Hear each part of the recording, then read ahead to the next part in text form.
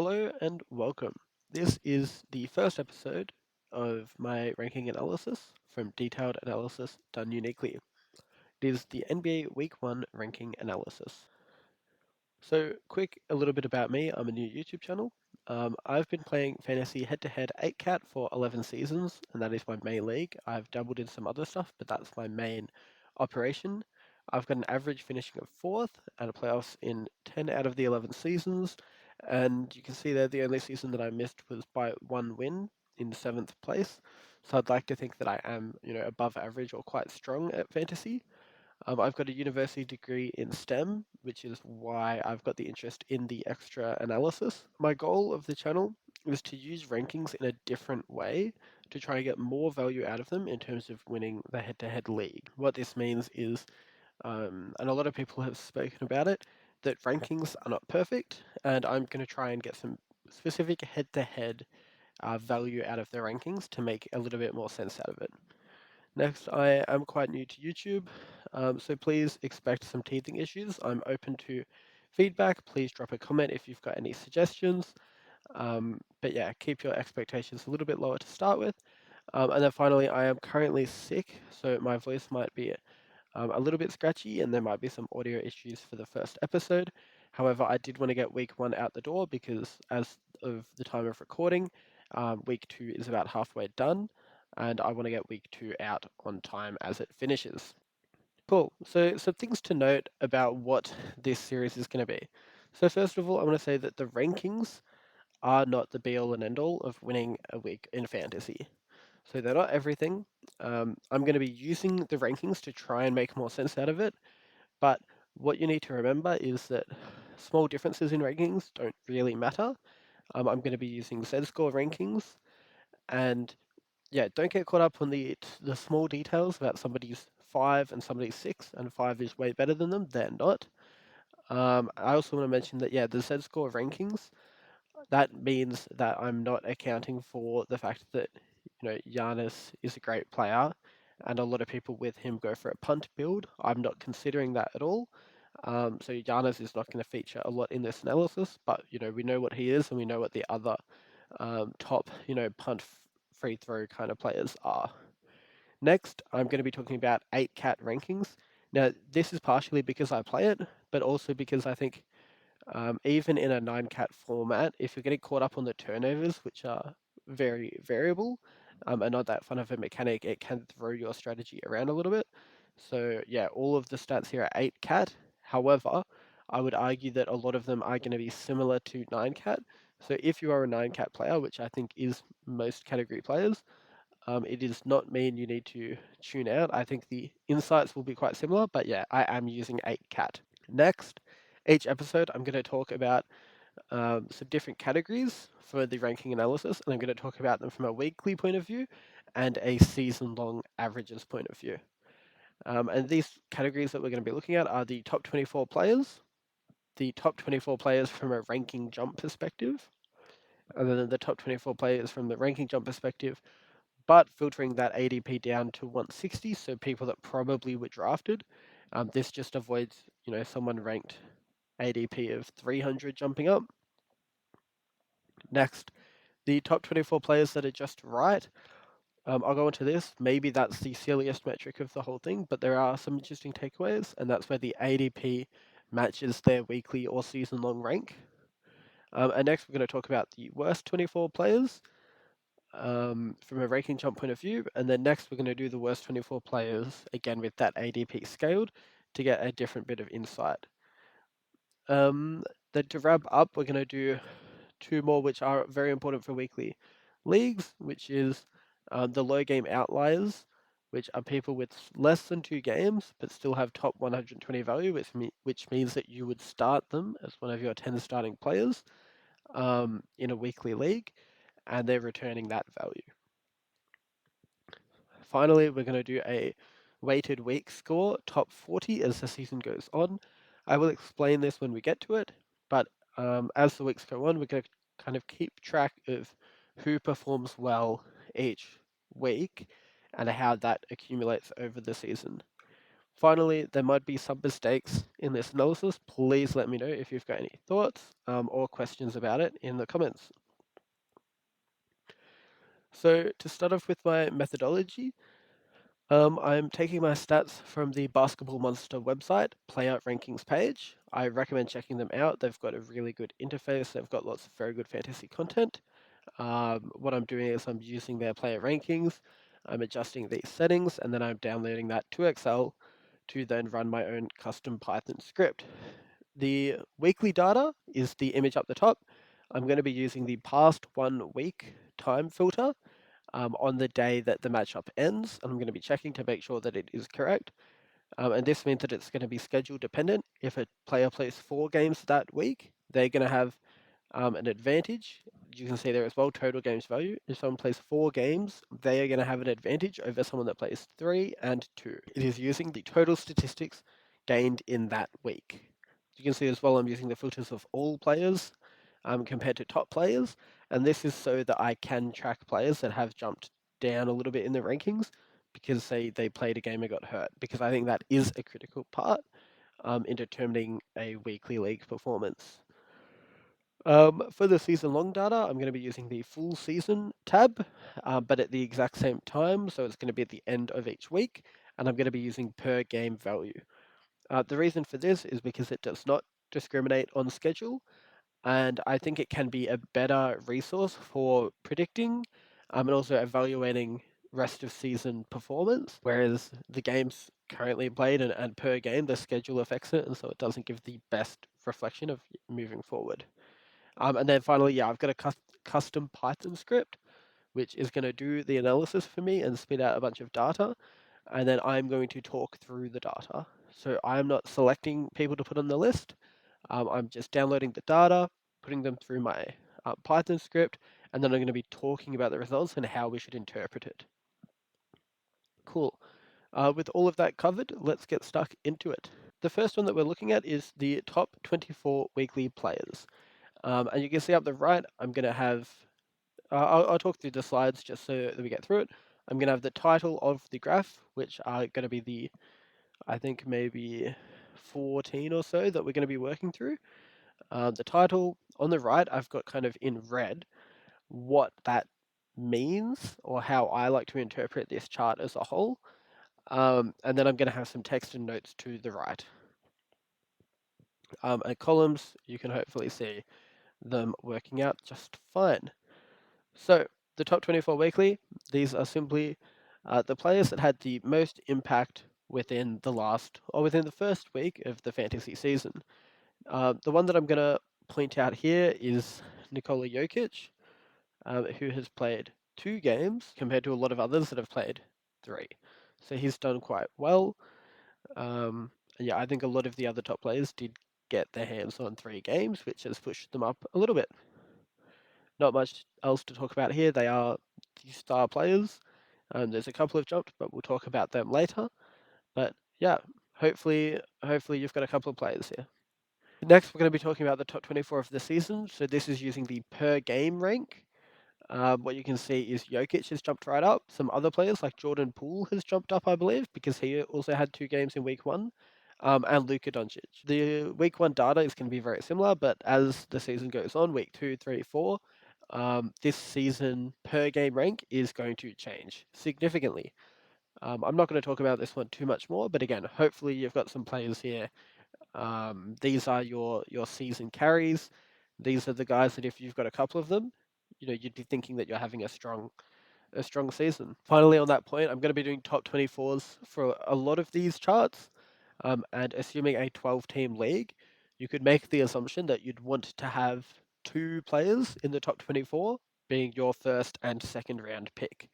If you've got 3 or 4, I'd say you're doing quite strong in that chart. And if you've got 1 or 0, then I would be concerned. This is the top 24 with a ranking jump in a weekly performance. So this is in the previous week, who has outperformed their rank the most. What you can see is this rank has turned into the streamer value page, where a lot of these players have very high ADPs, but have actually performed quite well. And that means that their difference between ADP and how they performed in week 1 of the fantasy season is quite high. You can see that this is schedule dependent. So there's probably not too many 2-game players down here. I can see Drummond, um, and probably a couple of others. But yeah, this one's going to be schedule dependent. So if a team plays 4 or 5 games, I'd expect them to come here. Additionally, having a few of these, yeah, these are streamers. If you've got a streaming spot and get one of these correct, then they could get you some good, bottom of the roster value in the matchup. But what you can see is that they'll be hard to predict. I think not a lot of these players, I mean, some of them were, but not a lot of them were rusted in week 1. Moving on, we're talking about the same kind of thing, but from a season perspective. Week 1, the data is very similar because, again, the weekly data and the season data for a lot of them are the same. We see a little bit of a push up from players that only played 2 games. You can see there in the middle Jordan Poole, and at the top DeAndre Hunter, who I believe got injured at the end of the week. Um, and yeah, I think this data will change a lot next week. And as the season progresses and we get better data, but essentially these are going to be the late draft sleepers where you could have taken a flyer on them in your last couple of picks. Cool. So this one has a lot more happening on this page. So this is the same concept as the previous one. It is the top 24 ranking jump from a weekly perspective. However, I'm filtering it to players that have less than 160 ADP. So essentially only players that should be rusted. And this eliminates the players that had a crazy high ADP and just scraped in as a 12-team player. This hopefully eliminates that. We've got a bunch of icons on the left. I'm going to explain that now, but that is data from my league, which again is a pretty competitive league. It's 8 cat 12 teams, and I'm going to be tracking just in the week how did the top 24 ranking jump players go for their team? Did they create wins? Did they create losses? Was the matchup a tie, or were they not rusted or started? I want to reiterate that if it's a weekly diagram, as you can see in the title, it is schedule dependent. So we are expecting players that play more games that week to do better. And then finally, the non. I'll talk about the diagrams again. So we've got the green plus for that player was rusted, started in a weekly league, and they won. We've got the red cross for they were rusted, started, and lost. We're going to have an equal sign if they drew, because in an 8-cat league, draws can occur. And then we've got this blue symbol to indicate that they were not rusted or started. So obviously, like Jordan Poole was rusted, but the manager decided not to play them that week because it was a 2-game week. For this page in particular, I'm calling them the matchup winners or sell high potential. These players in the previous week have exceeded their ADP, and if that happens in a weekly matchup, I think that the player is more likely to help you win. Now, you can see here with the data that it's not actually the case. We've got more players that have actually lost week 1 on this list compared to players that won, but I'd say it's pretty close. And I think the non-rostered players that we want to look at are going to be surprises or mistakes. So they could have helped them win. I think Al Horford and Andre Drummond, we knew they were going to play a role, and maybe that was a mistake for nobody rostering them and playing them in week 1 at 67 and 71 for the week. Andrew Wiggins, I'd say that's probably a surprise. Um, we knew that the Warriors were going to be a little bit all over the shop, but Andrew Wiggins actually stepped up and played really well. Jordan Poole, Hachimura, and Ben Simmons, I think you can put them into maybe a combination of both of them. We were surprised with how well they played, but maybe we're a mistake not starting them in week 1. Next, we're going to be talking about the same thing. So it's the top 24 ranking jump, but on season rankings. And this is, per game averages, but we are scaling down the ADP to be rusted players. I think um, a few things worth noting. Again, it's going to be very similar to the weekly data in week 1. So I expect these numbers to get better as we go. Um, I'm calling these one the mid-draft sleepers. You can see we've kind of got 2 categories. We've got the players that were drafted over pick 100, up to 150 or 160, that have actually performed as top 100 players. And that's where we're getting a high ranking jump from them. And this is talking about your Dennis Schroeder, this is talking about your Jalen Suggs, Norman Powell, Andre Drummond. So they're over 100 draft picks that have actually performed as top 100 players. The other group that we've got, which you can see a lot down the bottom half of this, are mid-round players or mid to late round. You can see about 60 to 80 ADP that are actually performing as top players or middle round players. And so that's the other group that we're going to see on this page. What these ranking jump aren't going to show are the superstars. Somebody that you draft at pick 8 or somebody that you draft at pick 15, they don't actually have a lot of scope to grow. And so they're not really going to show up on this at all. So yeah, that's just another one to note. They're not really a sleeper if you're picking them in the first few rounds. Hence, this graph is really showing the late or mid-draft people that are sleepers and outperforming their value on the season. Now onto the next one. So this graph, I think, this table, I think could be a little bit incorrect, a little bit misleading, but I'm calling it the just right, just as expected table. And this is where the player's ADP matched their weekly rank. Now, I want to put a huge disclaimer that this is a little bit silly. Whether a player was ADP 73, they were ranked 73, but they were a couple of points away from being ranked 70th. Sure, I accept that. But you can see it's borderline. There's some analysis to take out of it, but yeah, don't do anything crazy with this one. I think it's just as expected. A couple of things to note here are a lot of top players actually do fall in this one, and that's fantastic. That's what we want. We're drafting our Shea, our Tatum, our Durant, Anthony Davis, Curry, Trae Young, Harden. Those real top echelon of players that we are drafting because we want them to hit that top ranking. We want them to be close to where we drafted them. So that is good. The other thing to note is because this is the weekly version of this one, it is again schedule dependent. So this leads me to the next point, which is why are the players that are here? Are they here because they played the maximum amount of games that week and still reached their ADP? Do you think that they played really good, but they still only achieved their ADP? Do you think they played bad, but they got carried by having more games? Um, I think with this one, maybe pause and have a look at which of your players are on this list potentially, and ask yourself why they achieved that. Um, I think I'll pull two examples out. One is Anthony Davis down the middle. He's had an ADP of 8, and this week he was the third best player. That's because he played great, and that's what we wanted him to do.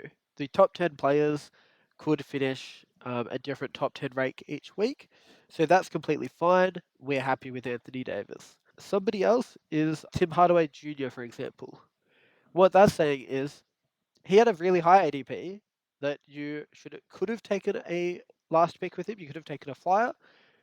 You could have played him, but honestly, in week 1 he happened to perform outside the top 120 at 150th. So I guess his upside this week was not very good, and he kind of just hit his ADP. So fine, not much more to say. The next one is the same thing, but from a season average point of view. This is the same thing. You want your top players to be here, and that means that they are doing their job. There's nothing wrong with owning them, and I guess the other point I've got is check out to see where you actually drafted them and if you got value on it. Because if they're hitting their ADP, but you actually drafted them a lot later than their ADP, then that's good value for you. But yeah, I think these are just consistent players, nothing wrong with them, and are doing quite a good job. So next, we have the worst 24 players from a weekly perspective. Now this one, you can see they've all got a score of 999, and that's because they didn't play. And so this graph, I'm going to call the weekly injury list. So these are players that did terribly weekly because they did not play and they did not help your team in week 1 of fantasy. You can see the big names there: Embiid, George, Kawhi Leonard, Vassell, Porzingis, Isaiah Hardenstein, Mark Williams, RJ Barrett, Middleton, and Trey Murphy. Were you aware that all of them weren't playing week one? And yeah, I want to, I guess, ask yourself, are they rostered? Are they sitting on your roster? Are they sitting in an IR slot? Are they sitting on your bench? These are players that did not play in week one. Next, I'm going to talk about the top 24 worst players on the season. So these ones I'm going to call busts. So at the moment, it looks a little bit silly because we've just had week one and a bunch of these players still haven't played. But as people play, this data will get better. But I'm leaving it here. We're doing the top 24 worst players on the season from a per game average point of view. And yeah, these players just haven't played, which is why they're there. Next, we're going to do the worst 24 that played from a weekly perspective, but with that ADP filter, and that means that they did play and were rostered probably. Now, these ones, I'm calling them matchup losers. The reason for that is, yeah, they've got a top ADP, they probably played, but we want to ask why were they the worst 24? I think they fall into a couple of categories. Either they had an absolute stinker week, or they played less games than everybody, or they played less games than everybody due to an injury. Jared Jackson, Bam, Brandon Miller, Kuzma, Quickly, DeJounte Murray, Zion Williamson, Zach Edey, Bogdan Bogdanovic. All of those players, you can see with the symbols there, either their team lost or they were not started or rostered. And those were either caused by not playing enough games or playing a game and then getting injured. In a head-to-head league, especially in a weekly locked league, this is a critical way to lose the matchup. The reason for that is if you start someone, and I'll speak from experience, my team did. I had Emmanuel Quickly and DeJounte Murray. I started both of them, and they both got hurt in game one. And for that reason, I lost the first round. I think this is going to be a good chart to show, are these people losing you games? Now, if we look at the totals of the different categories in my league, 10 of the players on this list caused their team to lose or were on a losing team. 7 of them on the list were on a team that won, and seven were not rostered or started. Now, looking at the names, Jaren Jackson, Kyle Kuzma, Zion, Zach Edey, the rest of them with that blue symbol are a bit on the fence. However, looking at those top ones, they were not started by their coaches, and I think that that's potentially a week winning move. If you can anticipate that a player is going to have a bad week because they're not playing enough games, now obviously you can't project the injuries. You can't project that quickly. The DeJounte Murray and Bogdan Bogdanovic, but you can predict that Jaren Jackson was going to have a bad week. You can predict that Zion's going to have a bad week because he was ill for one game. So yeah, I think that's a good decision, and they're all up the top as well as all the players that lost. So I think if your players are on this list, you probably, if you've got a couple of them, you probably lost your week one in fantasy.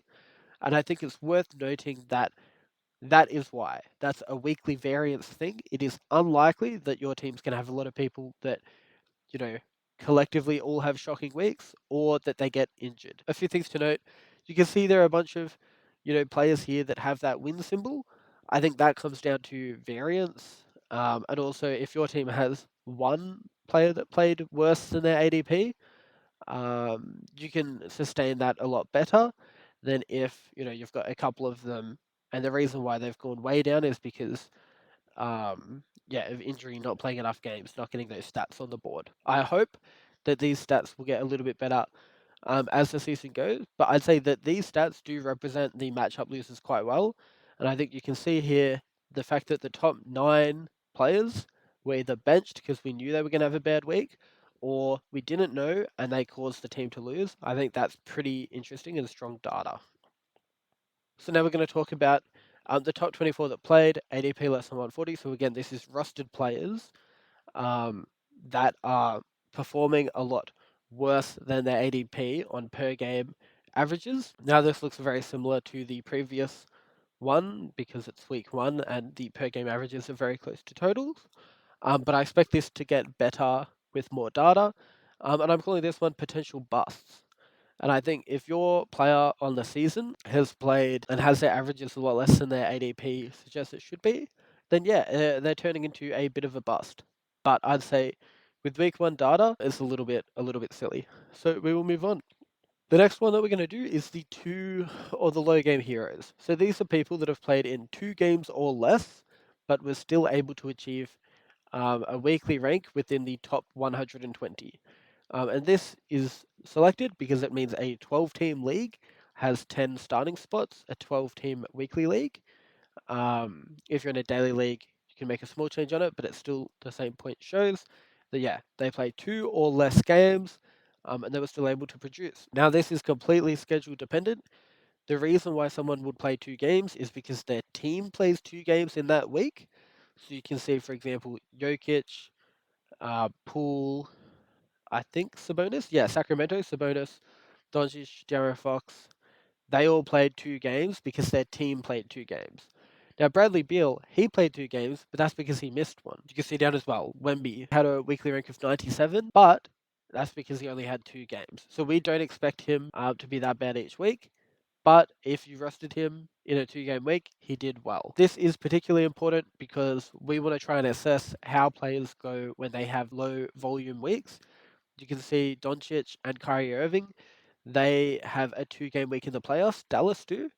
And so I think this is worth paying attention to them that, hey, Doncic was actually able to even get 40th despite playing 2 games, and Kyrie at 119. I want to also mention that during week 1, a bunch of teams had 2 games and everyone else played 3 games. I think our low game heroes are going to fall right off once teams start playing 4 games and then only a few people play 2 games. I think not many people are going to be on the list. And this list is just inflated due to the fact that there weren't any 4 game teams, and everybody else played 3. Cool. Now, the final one that I'm going to talk through each week is an update on this page, which is the top 40 leaderboard. Now, the way this is going to work is the top ranked player for the week, and that is based on the total stats for the week, as per all of the weekly charts. They get 120 points, and that gets scaled down to the 120th best player receiving 1 point.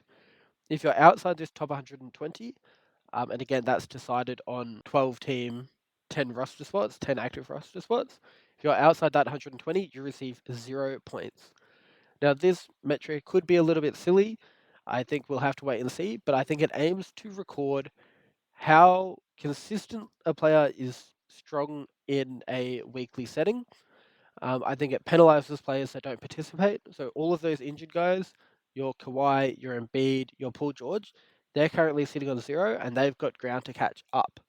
I think it also penalizes players that have done poorly in a week. And again, that could be a couple of reasons. They either played poorly, it could be they had a bad schedule that week, but maybe next week they've got a great schedule and they jump up, or because they get injured. So, yeah, this one's going to be updated as we go. You can see the total score. We've got 120 down to 81. But next week we're going to add another 120 points to the leader, and yeah, see where that's going from there. So that's it for my analysis. I think the episodes are going to be like this, but a little bit shorter next week. I think I'm going to not do all of the introductory stuff, obviously, and I'm going to talk about all of the graphs. I'm going to highlight a couple of players from each graph and hope to spend just 1 or 2 minutes on each graph. Now, please comment any feedback you have, I think from either a video technical perspective or from the data itself. I'm very open and very excited to hear any comments or feedback on that. I'd recommend you guys to subscribe if you want to see this kind of weekly analysis retrospective in how did the week go from the actual data. And the final one I want to throw out to you guys is, what were your thoughts on the win-lose results from my league? We spoke about it briefly on only 2 of the pages, which I think were the matchup winners and the matchup losers. Now, obviously, it's a small sample size, but let me know if you thought that was good, if you think it had value, and if you want me to try and put that, yeah, my league anecdotal response on maybe a couple of the other weekly slides. I think potentially it's got value showing, the top 24 players from the week. It could be valuable to show if those guys won or lost. Thank you for watching. Have a good week, everyone, and I will be back with a week 2 summary when the week is over. Thank you.